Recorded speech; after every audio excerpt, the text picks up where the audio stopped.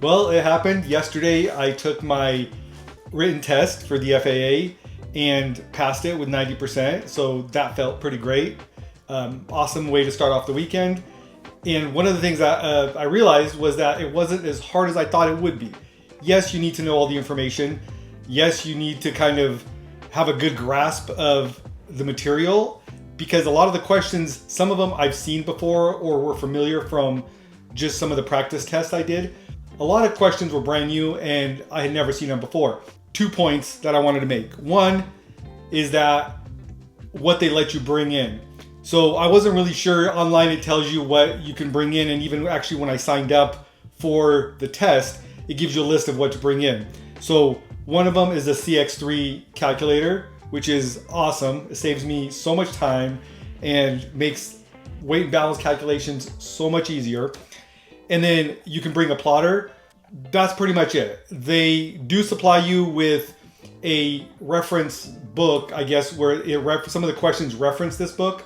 And so they do supply that. They supply you with a dry erase film to put over it when you're like needing to make calculations, some scratch paper, pen and pencil.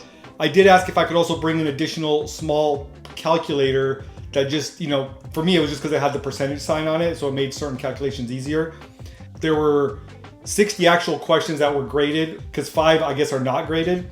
And then I had about 2 hours. I finished the test in about, I think, 45 minutes or so. I didn't really go back through my answers before I submitted it, because I felt if I did, I might have second guessed myself and changed a correct answer to a wrong answer. What else was cool is at the end of the test, it gives you some codes of the questions you missed, of areas to look up. And so that's what I did, is in the ACS, I looked up those codes and saw they don't give you the exact question that you missed, but it gives you the general area. So that was really helpful for something I could review. The last thing I want to say is I used both Pilot Institute for doing ground school at home, and then my CFI Lacey from Silverhawk Aviation Academy did the in-school portion, since I do go to a 141 school. Between the combination of those two, it was amazing. I felt really prepared.